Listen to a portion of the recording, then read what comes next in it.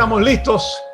Así que sin más, les voy a presentar con ustedes a nuestro amado pastor y maestro de esta casa, Eladio Ramos. Buenas noches, pastor Eladio Ramos. ¿Cómo estamos en esta noche? Buenas noches, pastor Carlos, y saludos a toda la audiencia que nos está viendo y nos está escuchando en esta noche de estudio. Es un placer poder estar nuevamente compartiendo contigo la palabra del Señor. Qué bueno, gracias, pastor. Bueno, en esta ocasión vamos a estar compartiendo la segunda parte del estudio del infierno. Le hemos llamado Conociendo Más el Infierno. Es un tema tabú, es un tema que se habla bastante de este tema, pero se traza incorrectamente, se presenta de una forma equivocada.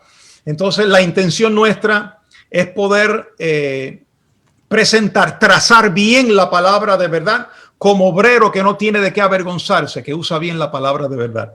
Y pastor, denos un repaso de lo que hablamos en el estudio pasado, el origen del infierno, cómo empezó todo esto, cómo se presenta el término en el antiguo pacto y cómo se presenta en el nuevo pacto. Bueno, la semana pasada, como sabemos, hablamos acerca de ese lugar, específicamente el lugar físico que se conocía como el infierno. Comenzó por allá por el libro de Crónicas, donde leímos acerca de un valle que se llamaba el Valle de los Hijos de Hinnom. De ahí es que sale la palabra Ge y Ena, que es Geena, que lo que significa era Valle de Hinnom, el Valle de los Hijos de Hinnom. Y explicamos que ese lugar específico fue designado como un sitio donde se quemaban cuerpos, los cuerpos de los animales que se ofrecían en sacrificio conforme a lo que dice Hebreos 13:11, y en ese lugar también se quemaban los cuerpos de las personas que posiblemente habían fallado a la ley, habían sido condenados a muerte, y también ese lugar era un lugar público o comunal para enterrar personas que no tuvieron una justa sepultura, quizás porque eran personas pobres y no tenían un sepulcro para ellos. Esas personas se cremaban. Ese fue el primer crematorio, pastor. Ahí no cobraban, ahora por un crematorio cobran muchísimo, pero en ese tiempo el cuerpo lo llevaban ahí, quizás lo embalsamaban, quizás lo envolvían en un lienzo y ahí le metían fuego los oficiales que estaban a cargo de que ese lugar no se convirtiera en un lugar de plaga, porque con tanta mosca que había, tanto gusano, que por eso era que la palabra explicaba y decía que donde el gusano no muere, porque había moscas todo el tiempo y gusanos y moscas, y venían y le metían fuego, y a los 2 o 3 días me imagino que ya habían tirado más cuerpos y había que volver a meterle fuego, y por eso es que cuando se habla del infierno se dice que era un lugar donde el fuego no se apaga. Se le echaba azufre, porque el azufre desarrollaba 2 funciones.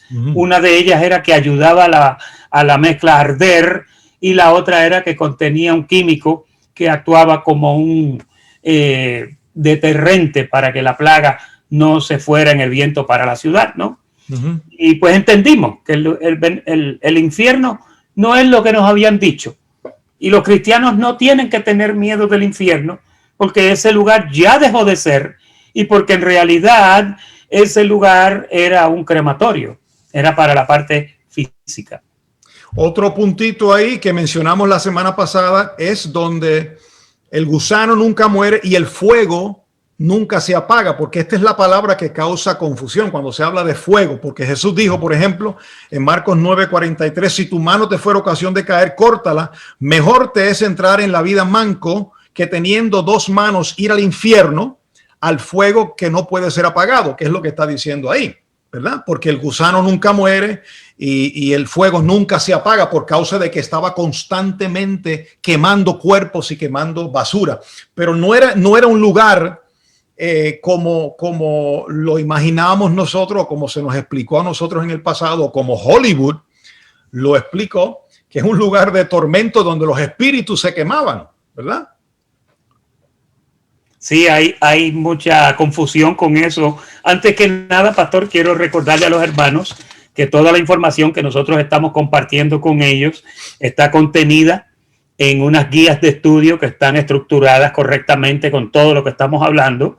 Y si usted desea una copia de esto, lo que tiene es que escribir a nuestro correo info@texaltamosdios. También algunos de ellos ya están disponibles en la página web nuestra, que es texaltamosdios.com o .org. Así que si usted desea obtenerlo, lo puede hacer de muchas formas.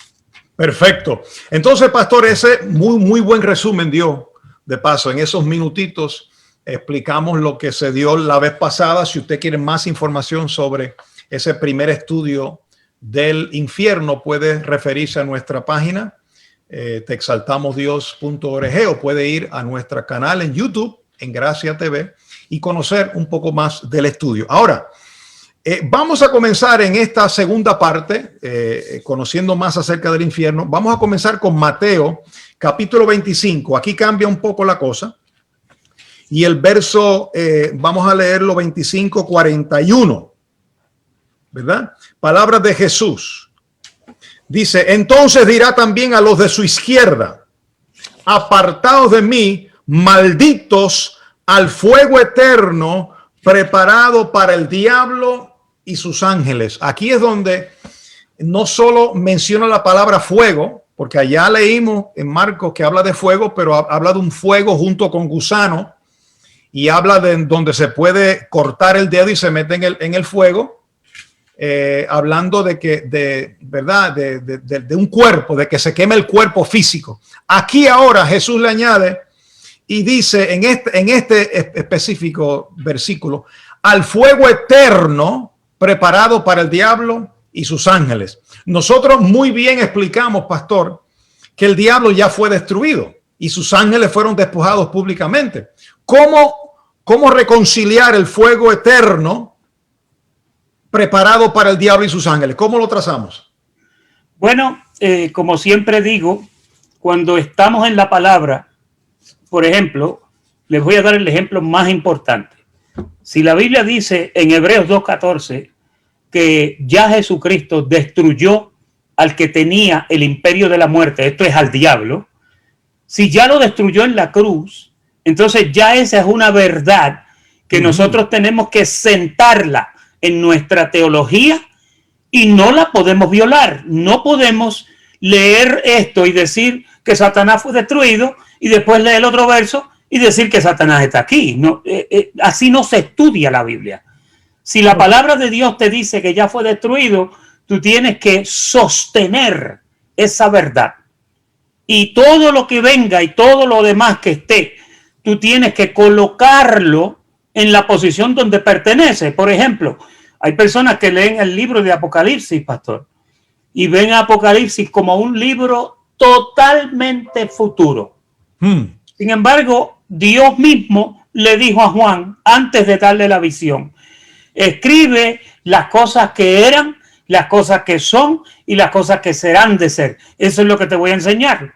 Entonces, en Apocalipsis, por allá por el capítulo 11 o el 12, encontramos a Miguel peleando con el dragón y con todos los ángeles, y lo sacaron del cielo. Entonces leemos eso, y ya acá leímos que dice que por medio de su muerte Satanás fue destruido. Pues cuando usted entra a Apocalipsis, usted no puede buscar al diablo vivo otra vez. Entonces, ¿cuál es la solución para este enigma? La solución es sencillamente que hay que acomodar todo donde pertenece cronológicamente, por así decirlo. No podemos decir una cosa ahora y después violarla después. No podemos hacer eso. Así que cuando aquí dice al fuego eterno preparado para el diablo y sus ángeles, pues no podemos tener al diablo aquí ahora con un verso de Mateo 25, porque ya Hebreos 2 dice que ya lo destruyeron. Así que este asunto de Satanás ser echado al fuego eterno y a los ángeles, ese asunto ya pasó. No puede haber no pasado. Entonces es un punto interesante, pastor, mientras hablabas. Jesús cuando mencionó, apartados de mí, malditos, al fuego eterno preparado para el diablo y sus ángeles, todavía Jesús no había muerto. Exactamente, es apropiado y es correcto. Es correcto, pero no ahora. Exactamente, es correcto que Jesús haya dicho en ese momento al fuego eterno preparado para el diablo y sus ángeles, porque Satanás no había sido destruido. En un momento él dijo, yo veo a Satanás caer del cielo, lo vi caer del cielo como un rayo. Exacto. ¿Verdad? Porque y ellos cuando hablaban, los demonios le decían, ¿por qué vienes a atormentarnos antes de tiempo? Había un tiempo señalado donde ellos juntamente con Satanás iban a ser destruidos, que fue en la muerte, ya en la muerte de Cristo. Por eso es que tú mencionaste que muchas cosas que vemos en el Apocalipsis son cosas que ya sucedieron, ¿verdad? Cosas que están pasando y otras que van a pasar. Pero en este caso, en cuanto a Satanás y sus ángeles, ya sucedieron porque ya fueron destruidos. Ahora, ¿cómo explicamos lo del fuego eterno, pastor? ¿Qué significa el término fuego eterno? ¿Será que el fuego quema ángeles? ¿Cómo interpretamos eso? Esa es la otra, que ahí habló de quemar ángeles. Entonces eso es algo que está, pienso que la forma en que se ha escrito y la forma en que se interpreta cuando se lee, también la forma en que translitera cuando nos proveen esa información, eso tiene muchos chances para desentender lo que está diciendo ahí. Pero hay unos versos, pastor, que debemos de compartir. Sí. El primer verso de esa última parte. ¿Por qué no lo leemos para ir dándole un poco de contexto a esto del fuego eterno? Porque el fuego eterno parece que un fuego no se apaga nunca. Pareciera Vamos a ver que si es verdad. Parece algo que quema, ¿no? Que es algo físicamente rojo. Sí. Vamos a leer segunda carta de Pedro, capítulo 2, verso 4 al 6. Exacto. Dice, ese es, ¿no? Sí, ese es. Porque si Dios no perdonó a los ángeles que pecaron, sino que arrojándolos al infierno, los entregó a prisiones de oscuridad para ser reservados al juicio. Y si no perdonó al mundo antiguo, sino que guardó a Noé, pregonero de justicia, con otras 7 personas, trayendo el diluvio sobre el mundo de los impíos. Y si condenó por destrucción a las ciudades de Sodoma y Gomorra, reduciéndolas a ceniza y poniéndolas de ejemplo a los que habrían de vivir impíamente. Ahí tenemos el primer caso de las 2 ciudades que se quemaron y algunas ciudades vecinas que estaban cerca de Sodoma y Gomorra. Esas ciudades agarraron fuego porque Dios le mandó fuego y azufre. Prácticamente esas 2 ciudades, pastor, se parecían al crematorio del infierno. Porque con fuego y azufre que descendió del cielo acabó con todo aquello. Hay una expresión. Ahí está la expresión fuego eterno. Ajá. Y eso.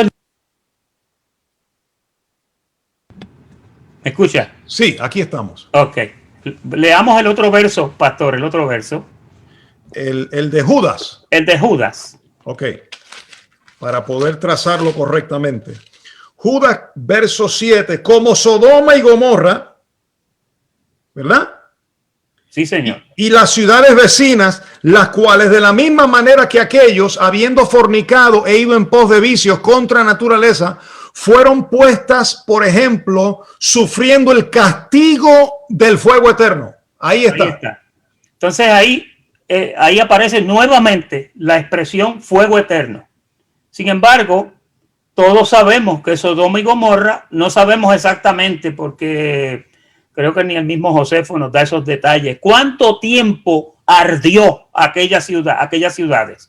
¿Cuánto tiempo ardieron? No lo sabemos. Lo que sí sabemos es que no están ardiendo hoy.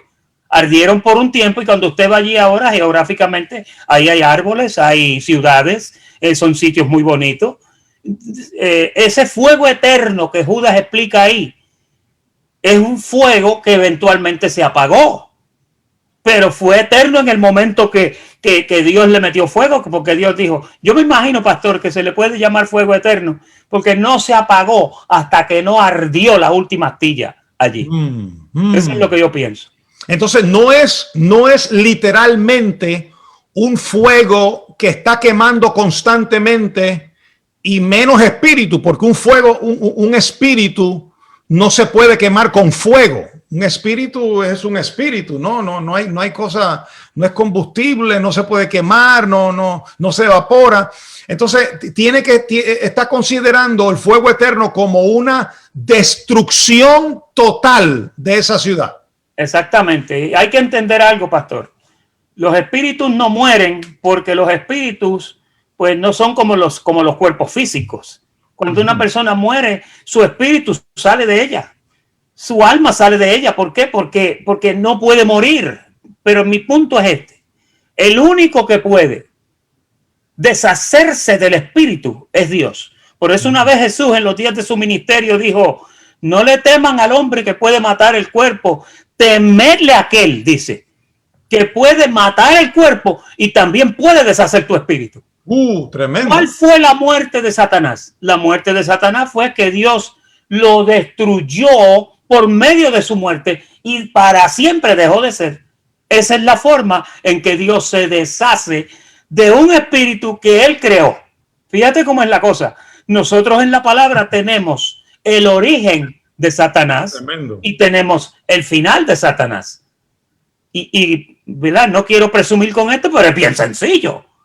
Lo vemos que lo crearon y lo vemos que lo destruyeron. ¿Cómo Dios se deshace de un espíritu? Lo destruye de la misma forma que lo creó. Pero en ningún sitio dice que Dios, para deshacerse de un espíritu, lo echa en un lago a arder con fuego. Eso no tiene correlación. Sí, entonces... Máxime, cuando la palabra dice fuego eterno, preparado para el diablo, inmediatamente usted ve el diablo, ya acuérdese, si el diablo está presente en esa oración, definitivamente de lo que está hablando es de destrucción. De destrucción. Porque precisamente, pastor, nosotros fuimos a Israel y fuimos en una montaña y nos enseñaron en aquella montaña, en aquel valle, recuerda que nos mostraron que allí se creía que estaban las ciudades de Sodoma y Gomorra. Sí, señor.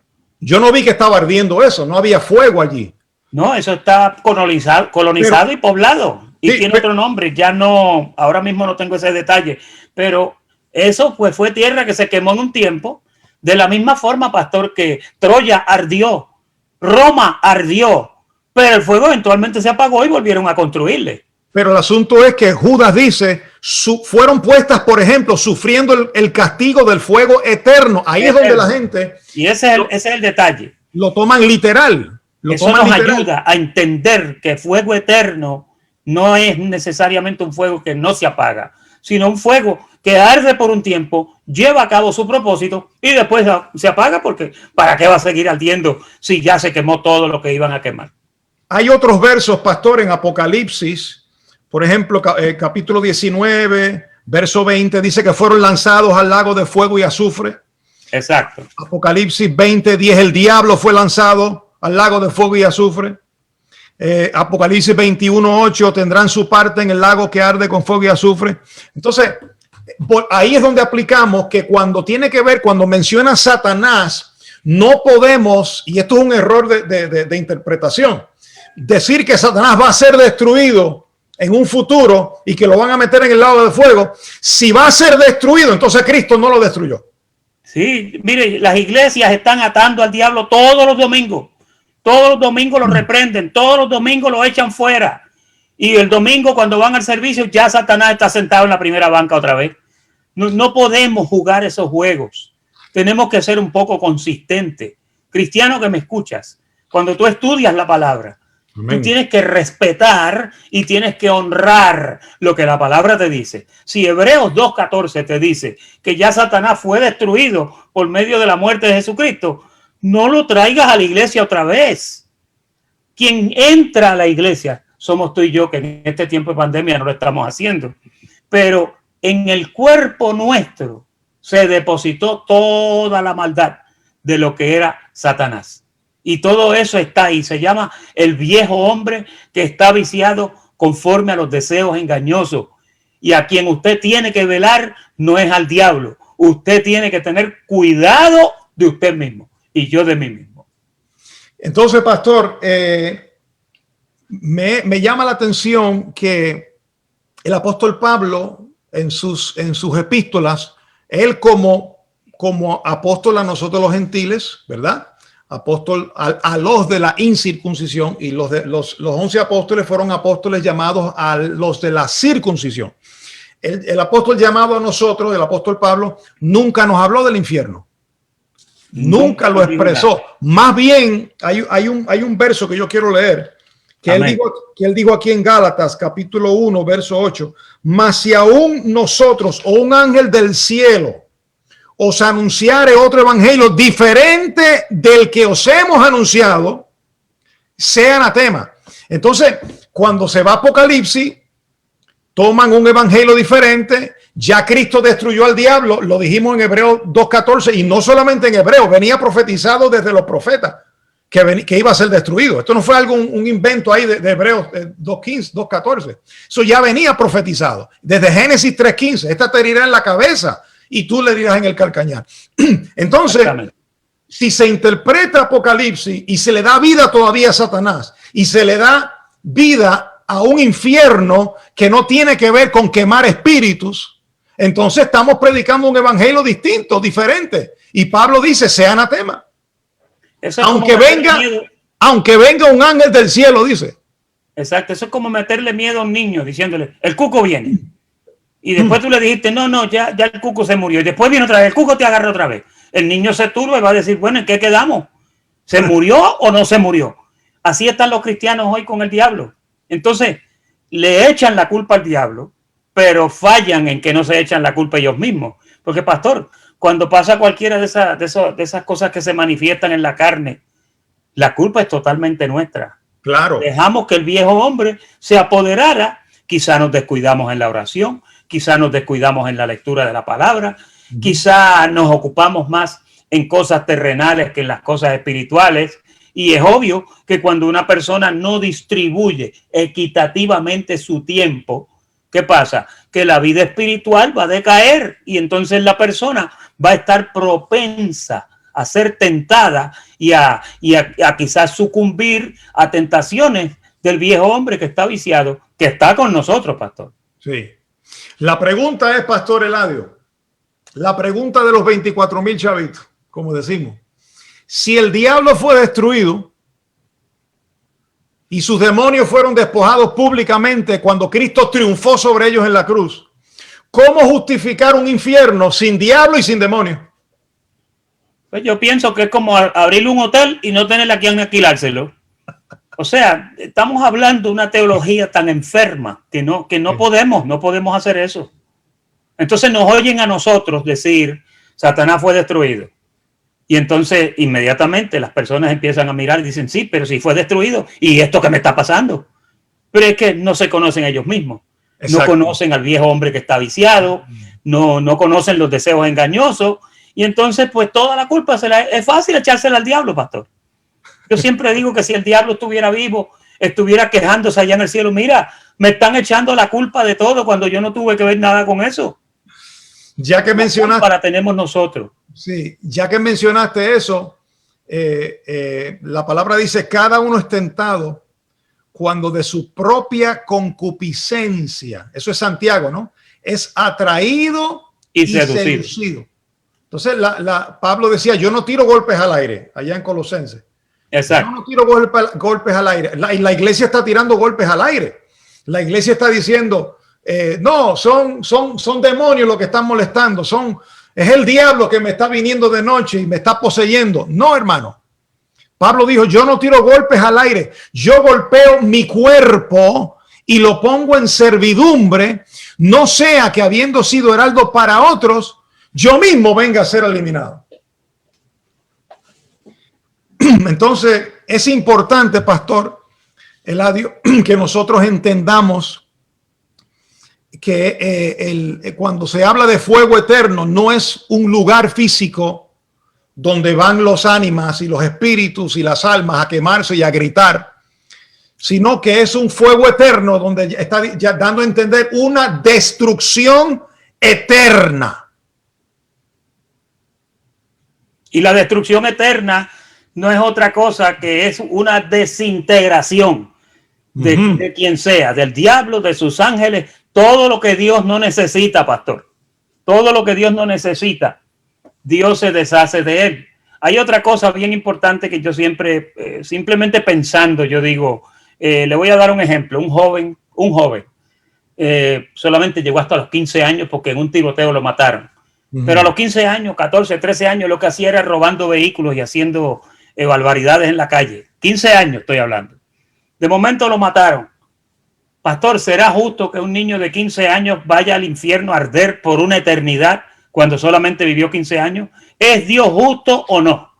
Mire, aun cuando en el viejo pacto alguien robaba, se le requería que devolviera 3 veces lo que se había robado y ya.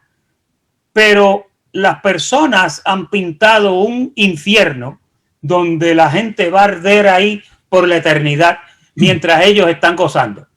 Sí. Y entonces la palabra no sostiene eso en ninguna parte, porque los fuegos eternos que yo he leído, los que leímos hasta ahora, pastor, todos se apagaron, ¿sí o no? Así es. Y el diablo, que era quien máximo castigo debería de llevar en la cruz del Calvario, lo que Dios hizo fue que lo destruyó por medio de su muerte y le quitó el imperio de la muerte, sí, y le quitó las llaves, que allá en Apocalipsis Juan ve a Jesús con las llaves cuando él le dijo: tengo las llaves del Hades y de la muerte. ¿Qué es eso? Tengo las llaves del lugar donde la gente muere y tengo el imperio de la muerte en mi mano. Se lo quité, se lo arrebaté a él en la cruz del Calvario. Algunas versiones le dicen: tengo las llaves del infierno, ¿verdad? Sí, es lo mismo. Es lo mismo. Es lo mismo. Gehenna, Hades, infierno, todo es lo mismo. Ya que se está hablando de la destrucción de Satanás que se menciona, ese es un estudio que ya nosotros lo dimos en 2 partes, ¿no? Pero hay algunas personas que pueden pensar, bueno, ¿y qué hacemos con este verso? Primera carta de Pedro 5, verso 8 dice: sed sobrios y velad, porque vuestro adversario el diablo anda como león rugiente, anda alrededor buscando a quien devorar, al cual resistir firmes en la fe, sabiendo que los mismos padecimientos se van cumpliendo en vuestros hermanos en todo el mundo. Entonces, si estuviera refiriéndose aquí el apóstol Pedro al ángel Lucifer, a Satanás como ángel Lucifer, él no era omnipresente. El único omnipresente es Dios. Entonces aquí dice que estos mismos padecimientos se van cumpliendo en todos los hermanos en todo el mundo. Entonces lo que sí está hablando es de la carne que padecemos, nuestro viejo hombre, que sí tienen todos nuestros hermanos en todo el mundo. Exactamente. Volvemos a lo mismo. Los cristianos de hoy leen la Biblia, pero no entienden lo que están leyendo. Están idénticos a como estaba el funcionario de la reina de Candace, que leía, pero no entendía, hasta que llegó Felipe y le explicó: lo que tú estás leyendo es esto, mira, es esto. A los cristianos hay que llevarlos así por la manita, porque imagínate, si para comenzar ven al diablo todavía en existencia, entonces, ¿qué vamos a hacer con ellos? Pastor, cuando se habla de fuego, las personas se turban por esa expresión de fuego. Sin embargo, Pablo, fíjate, hablando de las obras, mira cómo dice capítulo 3, primera carta a los Corintios, capítulo 3, verso 13, dice: la obra de cada uno se hará manifiesta, porque el día la declarará, pues por el fuego será revelada, y la obra de cada uno, cual sea, el fuego la probará. Entonces, volvemos aquí. Pablo no está hablando de un fuego que tú vas a prenderte el fuego a ver si la obra que tú estás haciendo soporta el fuego con gasolina. No es un fuego literal. Es un fuego, un padecimiento donde vas a ser probado, donde vas a ser tratado, a ver si soportas la palabra de Dios. El apóstol era que decía también que no te sorprendas cuando te va a venir ese fuego de prueba, dice. Porque cuando estamos en una prueba, estamos en el mismo infierno, estamos en fuego. Sí. Estamos siendo probados. Y el fuego es el que prueba el oro y la plata. Entonces la palabra dice que nuestra fe ha de ser probada como el oro y como la plata. Pero sí, ¿cómo es que prueban el oro? Pues lo prueban con fuego. Cuando usted le mete fuego al oro, lo que pasa es que se purifica porque bota toda la escoria y comienza a ser más puro todavía, ¿verdad? Entonces, fuego, ahí en 1 Corintios 3, que es lo que acabas de leer, hay materiales envueltos en eso. Dice heno, madera y hojarasca, Esos tres, cuando el fuego le da, arden como paja seca, porque paja seca son. Pero hay oro, plata y piedras preciosas. Eso cuando el fuego le da, no le hace daño, sino que los purifica y los pone mejor, ¿no? Bueno, pastor, hay muchas personas, hay que entender también que el mismo Jesús se encontró con gente que no entendían lo que Jesús decía, ¿verdad? Ustedes no entienden porque ustedes no son de mis ovejas, les habló claramente. Ahora él decía, los que son de mis ovejas oyen mi voz y me siguen.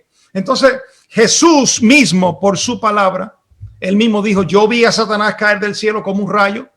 Los mismos demonios dijeron, ¿por qué vienes a atormentarnos antes de tiempo, a destruirnos antes de tiempo? Ellos sabían que había un tiempo de destrucción. La iglesia no lo sabe, mucha gente no lo sabe. Pero oramos, para eso hacemos estos estudios, para que la gente despierte. Usted puede diferir con alguien, ¿verdad? Hay personas que difieren. Yo tengo vecinos, compañeros de trabajo que a veces no entienden esto, pero yo tengo que orar por ellos, tratarlos bien, ¿verdad? Con el amor de Cristo, porque así como un día yo fui alumbrado, el Señor me alumbró a través de un vaso, pues otros también sean alumbrados. Amén. Y eso es lo que queremos, pastor. Cuando un cristiano entiende la palabra claramente, está más tranquilo y más tranquila. Cuando tú conoces la verdad del evangelio, Jesús una vez lo dijo en unas palabras tan sencillas. Él dijo, conoceréis la verdad. Amén. Y la verdad os hará libre. Cuando usted conoce la verdad de la palabra, usted queda libre, usted se siente tranquilo. Mire, usted es un hijo de Dios lavado con la sangre de Jesucristo. A usted no hay nada que lo pueda apartar de él, ni ángeles, ni principados, ni lo presente, ni lo pasado, ni lo futuro. Nada te puede apartar del amor del Señor. Esa es la palabra de consuelo que la palabra te da. Sí. Tienes que aprender a vivir más tranquilo. Te van a salir menos arrugas, vas a estar más feliz, vas a comer más tranquilo. Vas a tratar con los demás más tranquilo, porque no vas a tener todas esas amenazas. Pastor, la mayoría de las amenazas de las que la gente sufre son amenazas que se las dan en la iglesia. Porque ni en el mundo hay amenazas así, pero en la iglesia es donde más amenazan a la gente. Pastor, y nosotros estamos usando la palabra, estamos trazando la palabra. No se está usando un verso fuera de contexto, lo estamos interpretando con otros versículos, que así es como se interpreta la palabra. No se puede sacar un versículo fuera de contexto y sacar una doctrina. Hay que interpretarlo con la misma palabra. Y hay que orar para que el Señor alumbre los ojos del entendimiento de muchos. Por ejemplo, pastor, eso de que hay almas gritando en el infierno, fuego, gente gritando y llorando y gimiendo. Entonces, de momento oyen un ruido que la tierra, están unas grabaciones que oyen a la gente gritando y entonces ya interpretan que eso es el fuego. Hermano, usted no puede llegar a una conclusión por lo que el mundo dice. Usted no puede llegar a una conclusión doctrinal por lo que Hollywood dice. Es que yo vi una película, pastor.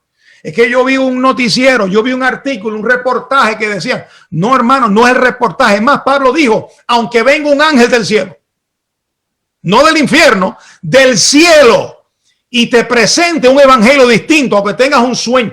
Pastor, usted sabe los sueños que han tenido las personas del infierno, el sueño. Entonces, por causa del sueño, llegan a una conclusión doctrinal y engañan a muchos. Bueno, la iglesia de hoy prefiere visioncitas y sueñitos y revelaciones, prefieren eso a lo que dice la palabra.